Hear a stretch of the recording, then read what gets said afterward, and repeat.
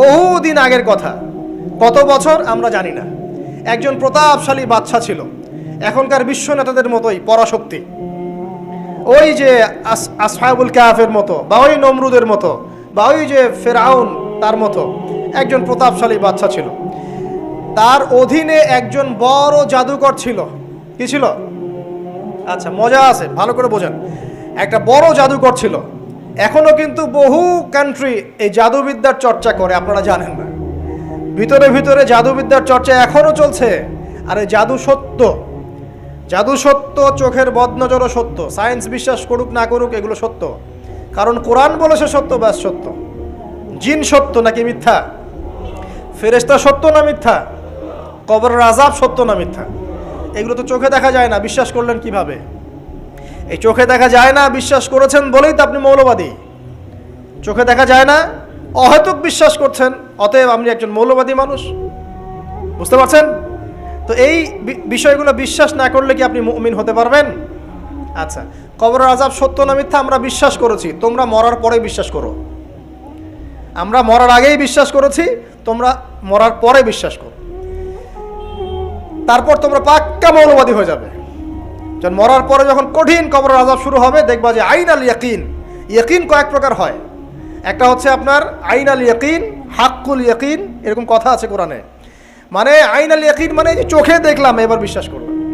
রব্বানা আবসারনা ওয়া সামি'না ফারজি'না না'মাল সালিহান ইন্না মুকিনুন। আছে না সূরা আলিফ লাম মিম সিজদা? হাফেজে কোরআন যারা আছেন, আল্লাহর সামনে জাহান্নামীরা বলবে, রব্বানা, হে আমাদের রব, আবসারনা, এই যে দেখলাম, তোমার আযাব দেখেছি আমরা, এখন পরকালের কথা। ওয়া সামি'না, এই যে শুনতে পাচ্ছি এখন আযাব। ফারজি'না, আমাদেরকে ফিরিয়ে দিন। কোথায় ফিরিয়ে দিবে? দুনিয়ায়। না'মাল সালিহান, আমরা সৎ কাজ করব। ইন্না মুকিনুন, আমাদের ইয়াকিন হয়ে গেছে এখন। তার মানে সবাই বিশ্বাস করবে একদিন না একদিন, তাই তো? এই ঈসা ইবনে মারইয়ামকে যে মানুষ বলছে ক্রুসিফাইড, তাকে ক্রুসিফাইড করা হয়েছে, তিনি মারা গেছেন, নাউজুবিল্লাহ, বলা হচ্ছে না? আচ্ছা, ঈসা ইবনে মারইয়াম যখন নেমে আসবেন সবাই বিশ্বাস করবে না? সূরা মাইদায় এই জন্যই বলা হচ্ছে যে ঈসা ইবনে মারইয়ামকে যখন পাঠানো হবে, একজন আহলে কিতাব বাকি থাকবে না যে তার প্রতি ঈমান নিয়ে আনবে না। এমন একজন মানুষ তখন খুঁজে পাওয়া যাবে না যে তার প্রতি ঈমান আনবে না আহলে কিতাবদের মধ্যে। ঈসা ইবনে মারইয়ামকে ক্রুসিফিকশন করা হয় নাই। ঈসা ইবনে মারইয়ামকে আল্লাহ রাব্বুল আলামিন তার কাছে উঠিয়ে নিয়েছেন। আর যে আল্লাহ পুরো মহাবিশ্ব চালাতে পারেন, সে একজন মানুষকে উঠাতেই পারেন। এটার এমন কি বিষয় যে আল্লাহ রাব্বুল আলামিন আপনার দেহের মধ্যে রূহ রেখে দিয়েছেন, যার হুকুমে বের হয়ে চলে যাবে, সে আল্লাহ রাব্বুল আলামিন রাসূল সাল্লাল্লাহু আলাইহি ওয়াসাল্লামকে মেরাজে উঠিয়েও নিতে পারেন। সিম্পল। এটা অবিশ্বাস করার কি আছে? আসুন সামনে যাই। এখানে যে বিষয়টা, যে বহুদিন আগে এরকম প্রতাপশালী বাদশার অধীনে একজন জাদুকর ছিল। এই জাদুকরের যখন বয়সটা বুড়ো হয়ে গেল, তখন সে তার ওই বাদশাকে বলছে যে আমার তো বয়স শেষ, আমার এই বিশাল জ্ঞানগুলো কি করব? আমাকে একজন বালক এনে দিন, যেই বালককে আমি এসব জাদুবিদ্যা শিখিয়ে দিব। ওই যেরকম ছোট বাচ্চাদের মধ্যে একজন। তো এরকম একটা ফুটফুটে সুন্দর বাচ্চাকে খুঁজে বের করা হলো, যে বাচ্চাটা বিচক্ষণ। একে নিয়ে আসা হলো জাদুকরের কাছে। এবার জাদুকর তাকে জ্ঞান শিখায়, জাদু শিখায়। জাদু শিখাতে শিখাতে শিখাতে শিখাতে সে একটু পরিণত হচ্ছে, মানে কৈশোরে পদার্পণ করল। এখন সে যখন জাদু শিখতে আসে, আসার পথে রাস্তায় দেখে একজন পাদ্রী আছে। পাদ্রী মানে কি? পাদ্রী মানে দরবেশ, মানে যে আল্লাহ বিশ্বাস করে, হয়তো আগেকার আসমানি কিতাবে সে বিশ্বাস করত। এমন একজন পাদ্রীর সন্ধান সে পায়। সে ওই পাদ্রীর কাছে গিয়ে বসে। সেই পাদ্রী তাকে আসমানি কিতাবের যে মর্ম, যে বাণী, এগুলো শোনায়। তার কাছে খুব ভালো লাগে যে মাশাআল্লাহ, এটার ইমানের স্বাদ। যখন কোরআন শুনি আমাদের ভালো লাগে না? আসমানি কিতাব যখন শুনে তার কাছে ভালো লাগে। সে বলে যে আমি এটা শিখতে চাই। তখন এই পাদ্রী তাকে বলে, তুমি তো জাদু শিখতে যাও এই বাদশার দরবেশের কাছে, বাদশার জাদুকরের কাছে। যদি ওরা জানতে পারে তাহলে তো সমস্যা। তাহলে উপায় কি? যখন তুমি ওখানে যাবে, যখন দেরি হয়ে যাবে, তখন বলবে বাসার থেকে বের হতে দেরি হয়েছে, বাসার থেকে বের হতে দেরি হয়েছে। আর আমার এখানে বসে যখন বাসায় যাবে, তখন বাসায় গিয়ে বলবে যে ওখান থেকে, ওই যে জাদুকরের কাছ থেকে আসতে দেরি হয়েছে। মানে কৌশল অবলম্বন করতে তিনি শিক্ষা দিলেন। কৌশলের প্রয়োজন আছে না? উদউ ইলা সাবিলি রাব্বিকা বিল হিকমা, হিকমার দরকার আছে না? সত্য থেকে সরে গিয়ে নয়, কিন্তু কৌশল তো করার দরকার আছে। নবী সাল্লাল্লাহু আলাইহি ওয়াসাল্লাম যে হিজরত করেছেন, মক্কা থেকে মদিনা চলে গিয়েছেন, সবাইকে জানান দিয়েছিলেন, এই শোনো আমি হিজরত করছি? জানান দিয়েছেন? রাতের বেলা বের হয়েছেন, কৌশল, রাতের বেলা বের হন নাই, এবং তাকে মারার জন্য চারপাশ থেকে লোক ঘিরে রেখেছিল। এর মধ্য দিয়ে আল্লাহ রাব্বুল আলামিন তাকে বের করে নিয়ে গেছে। তিনি কি সবার সামনে ফেসবুকে জানান দিয়েছেন, এই দেখো আমরা বেরোচ্ছি? তো তোমরা তো কৌশলই বুঝো না দিনের কাজের, যে কাজ হবে 1%, আই ওয়াশ হবে 99%। এখনকার এই যুগ, হ্যাঁ, দিনের কাজ হবে 1%, আই ওয়াশ শোডাউনই বেশি। এই শোডাউন করতে করতে মানুষের চোখ লাগে, যত চোখ লাগে তত সমস্যা সৃষ্টি হয়, এবং আস্তে আস্তে আস্তে আস্তে দিনের দায়রা মাইনাস হতে থাকে। এই যে এই বিষয়টার পিছনে তোমরাও দায়ী, কৌশল তো বোঝো না। তো স্মার্ট এবং বিচক্ষণ মুসলিমদের বড় অভাব আছে এখন পৃথিবীতে। যতক্ষণ পর্যন্ত বিচক্ষণতা অর্জিত হচ্ছে না, ততক্ষণ পর্যন্ত ইসলামের বিজয় হচ্ছে না, এটা মাথায় রাখেন। তারপর সামনে যান। এবার এই বাচ্চা খুব সুন্দর করে ব্যালেন্স করলো, একবার এখানে যায়, একবার ওখানে যায়। এই করতে করতে ওই যে জাদুকরের ইন্তেকাল হয়ে গেল, মারা গেল জাদুকর। এবার এই বাচ্চার কাছে মাশাআল্লাহ অনেক এলেম কালাম আছে। এদিকে সে পাদ্রীর জ্ঞানে দীক্ষিত হচ্ছে। দীক্ষিত হতে হতে তার মধ্যে আল্লাহ পাকের প্রতি একটা পরিপূর্ণ ঈমান চলে আসে, সে মুসলিম হয়ে গেল, আলহামদুলিল্লাহ। তো মুসলিম হওয়ার পরে একদিন সে যখন বাদশার কাছে যাচ্ছে, রাস্তায় একটা বিশাল জন্তু দেখা যাচ্ছে। বিশাল জন্তু, কীরকম জন্তু আমরা জানি না। ঠিক ওই যে দাব্বাতুল আরদ সামনে বের হবে, কিয়ামতের 10টা নিদর্শন আছে বড় বড়, তার মধ্যে একটা হচ্ছে দাব্বাতুল আরদ, জমিন থেকে ফুড়ে একটা প্রাণী বের হবে। আর এখন মানুষ এগুলো বিশ্বাস করবে না, আমি জানি। 2 দিন পর নাসা যখন বলবে তখন বিশ্বাস করবে। কথা কি বুঝতে পারছেন? তবে প্রাণী এই পৃথিবীর নিচে আছে। রাসূল সাল্লাল্লাহু আলাইহি ওয়াসাল্লাম বলছেন 10টা আলামত না আসা পর্যন্ত কিয়ামত হবেই না। তার মধ্যে একটা হচ্ছে দাব্বাতুল আরদ, জমিন থেকে একটা প্রাণী বের হবে, এবং এই প্রাণী শুধু বেরই হবে না, মানুষের সাথে কথাবার্তা বলবে। এবার মানুষের সাথে কথা বলবে প্রাণী। বিশ্বাস করছেন? এখন বিশ্বাস করছেন না জানি, কিন্তু প্রাণী মানুষের সাথে কথা বলবে। আল্লাহ পাক বলাতে পারেন না? পারে। আচ্ছা সামনে যান। ওই প্রাণী যখন দাঁড়িয়ে আছে রাস্তায়, এখন এই বালক বলছে আজকে আমি প্রমাণ করে নিব যে আল্লাহর আনুগত্যশীল ওই পাদ্রী সঠিক নাকি ওই জাদুকর সঠিক। এবার সে একটা ইট হাতে নিল, পাথর হাতে নিয়ে সে বলছে, আল্লাহ তোমার কাছে যদি ওই জাদুকরের কাজের চাইতে এই পাদ্রীর কাজ বেশি পছন্দনীয় হয়, এই ইটের আঘাতে এই জন্তুকে তুমি মেরে ফেলো আল্লাহ। এ বলেছে বিসমিল্লাহ বলে পাথর নিক্ষেপ করলো। নিক্ষেপ করার সাথে সাথেই জন্তু ডেড। তখন তার আইন আল ইয়াকিন, হাক্কুল ইয়াকিন হয়ে গেল যে হ্যাঁ, আল্লাহর কাছে এই পাদ্রীর আমলই সবচেয়ে বেশি পছন্দনীয়। তার আর মনে কোনো সংশয় থাকলো না। কিশোর মানুষ না, কতটুকুই বা বোঝেন নাই? এবার তার মধ্যে একটা ইয়াকিন চলে আসলো এবং সে পরিপূর্ণ মুমিন মুসলিম হয়ে গেল। এবার যখন সে রাজ দরবারে যায়, তার কাছে পেশেন্ট আসে, মানে একজন মানুষ এসেছে, সে বলছে যে আমার চোখের সমস্যা। সে চোখে হাত দেয়, হাত দিয়ে বলে যে আপনি আল্লাহর প্রতি ঈমান নিয়ে আসেন, আমি আল্লাহর কাছে দোয়া করব, চোখ ভালো হয়ে যাবে। এভাবে পেশেন্ট আসে, সে বলে আল্লাহর প্রতি ঈমান নিয়ে আসেন, আমি দোয়া করব, ভালো হয়ে যাবে। এভাবে আস্তে আস্তে তার নাম এবং খ্যাতি ছড়িয়ে পড়তে লাগলো। যেই তার কাছে আসে সে বলে আগে মুসলিম হন, ইমানদার হন, আল্লাহর প্রতি বিশ্বাস করেন, আমি দোয়া করব, ভালো হয়ে যাবেন। চোখ অন্ধ ভালো হয়ে যাচ্ছে, কুষ্ঠরোগী ভালো হয়ে যাচ্ছে, হ্যাঁ, প্যারালাইজড রোগী ভালো হয়ে যাচ্ছে, আলহামদুলিল্লাহ। নবী ঈসা আলাইহিস সালাম এমনটা করেছিলেন না? আল্লাহ পাক চাইলে করতে পারেন। একদিন ওই রাজ দরবারের একজন মন্ত্রী আসছে, এবার ওই রাজার একজন এমপি সাহেব, তার চোখে সমস্যা, সে আসছে, এসে বলছে যে আমার এই চোখের সমস্যা, আমার চোখটাকে ভালো করার দরকার, তোমার কাছে কোনো ওষুধ আছে নাকি? সে বলছে যে আপনি আল্লাহর প্রতি ঈমান নিয়ে আসেন, আমি আল্লাহর কাছে দোয়া করব, আপনি ভালো হয়ে যাবেন। এবার সে আলহামদুলিল্লাহ ঈমান নিয়ে আনলো এবং সে ভালো হয়ে গেল। এই ভালো হয়ে যাওয়ার পরের দিন যখন সে আবার ওই পার্লামেন্টে গিয়েছে আর কি, ওদের তৎকালীন রাজদরবারে, এবার রাজা ওকে দেখে বলছে যে তোমার তো চোখ অন্ধ ছিল, কিভাবে শেফা লাভ করলে? তো সে বলে না কিভাবে শেফা লাভ করলো, সে বলতে চাচ্ছে না, কারণ সে আজ করছে যে বললে সমস্যা হবে। এক পর্যায়ে তাকে খুবই পিটুনি দেওয়া হচ্ছে, রিমান্ডে নিয়ে গিয়ে কঠিন মাইট দেওয়া হচ্ছে।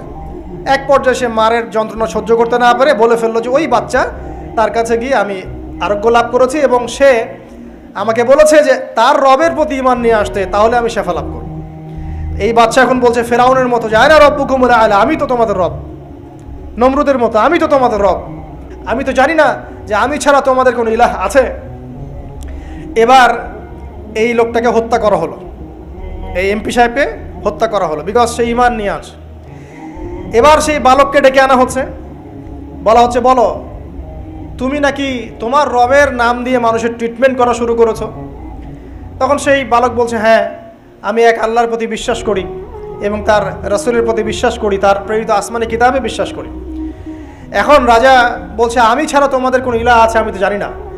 এই সৈন্যবাহিনী শোনো, এই বালককে ধরো, ধরে নিয়ে গিয়ে উঁচু পাহাড়ে নিয়ে যাও, ওখান থেকে ফেলে দাও।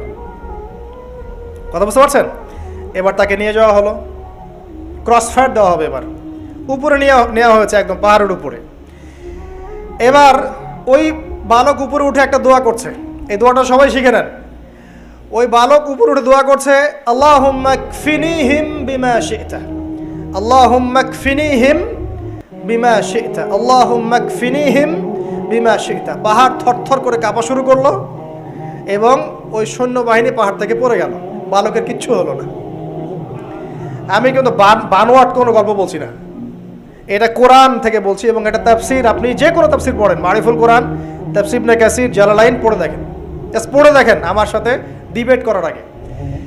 এবার সে বালক হেঁটে হেঁটে চলে আসলো রাজদরবারে। আবার কি ব্যাপার, তুমি মরো নাই? না, আল্লাহ আমাকে বাঁচিয়েছেন, আমার রব আমাকে বাঁচিয়েছেন। আবার পাঠানো হচ্ছে আরেক দল সেনাবাহিনীকে নিয়ে, যাও এবার ওকে সমুদ্রে নিয়ে যাও, সমুদ্রের মাছ সমুদ্রে ডুবিয়ে দিবে একদম।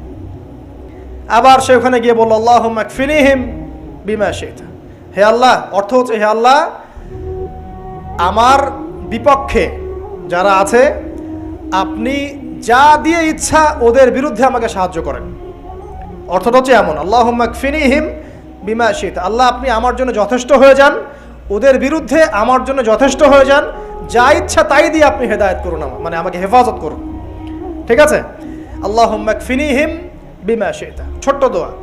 এবার ওই সমুদ্র উত্তাল হওয়া শুরু করলো এবং ওরা জাহাজ থেকে পড়ে গেল। এই বাচ্চা সেফলি আবার চলে আসলো রাজদরবারে, বিশ্বাস করছেন না? চলে আসলো। এবার আসার পরে বলছে শোনেন, আমাকে এভাবে মারতে পারবেন না, আমাকে এইভাবে মারা যাবে না, আমি আপনাদেরকে বলে দিচ্ছি কিভাবে আপনি আমাকে মারতে পারবেন। তো বাচ্চা বলছে কিভাবে মারতে পারবো বলো। তখন সেই বাচ্চাটা বলছে যে আপনি সমস্ত এলাকার মানুষকে এক জায়গায় জড়ো করবেন, মানে পুরো নেশনের যত মানুষ সবাইকে একটা মাঠে নিয়ে আসবেন, মাঠের মাঝখানে একটা গাছ রোপণ করবেন বা একটা কিছু স্তম্ভ নির্মাণ করবেন, সেখানে আমাকে বেঁধে ফেলবেন। বেঁধে ফেলার পরে আমার এই ধনুক থেকে একটা তীর বের করবেন, তীর বের করে আপনি নিজ হাতে এই তীরটাকে নিশানা দিবেন, দিয়ে বলবেন বিসমিল্লাহ আল্লাহর নামে, বিসমিল্লাহ আল্লাহর নামে, বিসমিল্লাহি রব্বি হাযাল গোলাম বলে ছুড়বেন।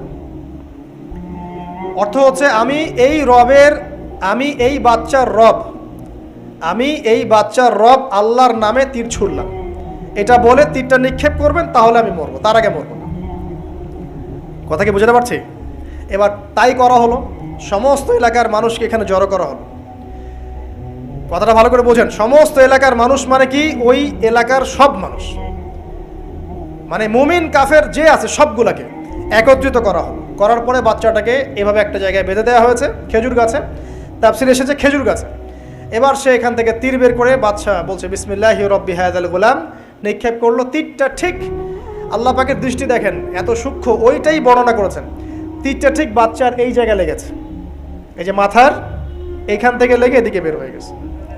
ওই বাচ্চা ছেলেটার এই যে কপালের এই পার থেকে এই পার পর্যন্ত তীর চলে গেল এবং বাচ্চাটা শহীদ হয়ে গেল আলহামদুলিল্লাহ। এবং এই বাচ্চাটা যখন মারা গেল বা শহীদ হয়ে গেল, আর সারা এলাকার মানুষ কি দেখলো, দেখলো যে বাচ্চা তাকে দুইবার চেষ্টা করে মারতে পারে নাই, কিন্তু তার রবের নাম যখন নেওয়া হয়েছে, আল্লাহর নাম নেওয়া হয়েছে, মারতে পেরেছে। দেন অ্যান্ড দেন পুরো এলাকার সমস্ত মানুষ মুসলিম হয়ে গেল আলহামদুলিল্লাহ। একজন বাচ্চার জীবনের বিনিময়ে সমস্ত এলাকার মানুষ ইসলামের হেদায়েত পেয়ে গেল আলহামদুলিল্লাহ। এবার বাচ্চার মাথা তো আরো খারাপ, একটাকেই সামলাতে পারছিলাম না, এবার তো সমস্ত এলাকার মানুষ মুসলিম হয়ে গেছে। এখন কি করবেন? এখন সেনাবাহিনীকে আদেশ করা হয়েছে সমস্ত মানুষগুলোকে জড়ো করো, জড়ো করে একটা গর্ত খোঁড়ো একটা গর্ত খুঁড়ে সেখানে আগুন জ্বালাও, আগুন জ্বালিয়ে সমস্ত মানুষকে ফেলে দাও। দৃশ্যটাকে কল্পনা করতে পারছেন? একটা পুরো এলাকার মানুষকে একটা মাঠের মধ্যে একত্রিত করে সেখানে আগুন জ্বালিয়ে সবাইকে সেখানে ফেলে দেওয়া হলো এবং তারা চতুর্দিক থেকে এটাকে অবলোকন করতে লাগলো, মজা উপভোগ করতে লাগলো। এটাই আল্লাহ পাক বলছেন, কুতিলা আসহাবুল উখদুদ ইয হুম আলাইহা কুউদ ওয়া হুম আলা মা ইয়াফআলুনা বিল মুমিনিনা শুহুদ। শেষ পর্যায়ে তাফসীরে এসেছে, শেষ পর্যায়ে একজন মায়ের কোলে একটা ছোট্ট বাচ্চা ছিল। তো সেই মা নিজে লাভ দিবে এটাতে তার কোনো সমস্যা নাই, কিন্তু বাচ্চাটাকে নিয়ে লাভ দেওয়ার জন্য সে ইতস্তত বোধ করছে। তখন আল্লাহ রাব্বুল আলামিন সেই ছোট্ট বাচ্চাটার কোলে, সেই ছোট্ট বাচ্চাটার জবানের মধ্যে আল্লাহর কুদরত নিদর্শন নাজিল করলেন। ওই বাচ্চাটা কথা বলা শুরু করলো। সেই বাচ্চাটা বলল, ইয়া উম্মা, হে আমার মা, লা তাখাফি, তুমি ভয় করো না, ফাইন্নাকি আলাল হক, কারণ আপনি সত্যের উপর আছেন, লাভ দিন। যারাই সে অগ্নিকুণ্ডে সেদিন লাভ দিয়েছে তারাই জান্নাতের স্বাদ পেয়েছে, আলহামদুলিল্লাহ। এই হলো আসহাবুল উখদুদের ঘটনা, যেটা আল্লাহ রাব্বুল আলামিন সূরা বুরুজের মধ্যে বলেছেন। এখানে একটাই শিক্ষণীয় বিষয়, ঈমান এর শক্তি।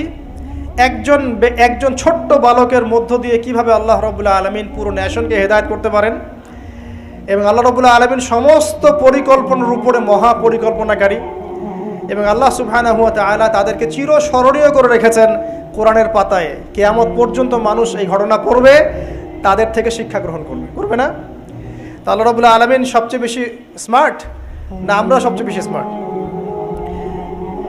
এরপরে আল্লাহ রাব্বুল আলামিন বলছেন যে তারা ঈমান আনা ছাড়া অন্য কোনো অপরাধ করে নাই। এই মুমিন যারা ছিল, আগুনে লাফ দিয়েছে, এদের কি কোনো অপরাধ ছিল? এদের কোনো অপরাধ ছিল? কি অপরাধ ছিল? তারা শুধুমাত্র কি ছিল? মুমিন ছিল। ঈমান আনার ফলে তাদের এই পরিণতি হয়েছে। তাদেরকে অগ্নিকুণ্ডে লাফ দিতে তারা বাধ্য হয়েছে। যারা দিয়েছে তারা কি জান্নাতি না জাহান্নামী? জান্নাতি। ওই যে বালক যে একা দৃষ্টান্ত স্থাপন করে গেল এবং পুরো নেশনকে হেদায়েত দিয়ে গেল, এই বালক সফল না ব্যর্থ?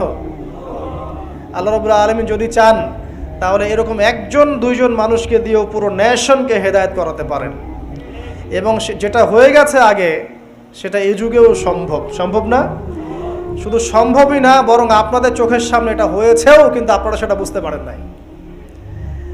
আপনাদের চোখের সামনে যুগের পর যুগ এমন ঘটনা ঘটেছেও, কিন্তু আপনারা হয়তো বুঝতে পারেন নাই, ধরতে পারেন নাই। আল্লাহ রাব্বুল আলামিন এমন মানুষদেরকে দিয়ে পুরো নেশনকে হেদায়েত করেন। কিছু মানুষকে আল্লাহ পাক পরীক্ষায় ফেলেন, তাদের মধ্য দিয়ে আল্লাহ পুরো নেশনকে হেদায়েত করতে পারেন, আলহামদুলিল্লাহ। আসহাবুল উখদুদের এই বাচ্চার মধ্যে আমাদের সবার জন্য নিদর্শন আছে। আল্লাহ পাক আমাদের সবাইকে প্রকৃত ঈমানদার হওয়ার তৌফিক দান করুন, বেশি বেশি আমলে সালেহ করার তৌফিক দান করুন, ঈমানের উপর দৃঢ় থাকার তৌফিক এনায়েত করুন, এবং দৃষ্টান্ত স্থাপন করার তৌফিক দান করুন, এবং যে কোনো রকম দৃশ্য অদৃশ্যের বিপদ আপদ বালা মুসিবতের বিপক্ষে আল্লাহ পাকই যেন যথেষ্ট হয়ে যান, আমিন।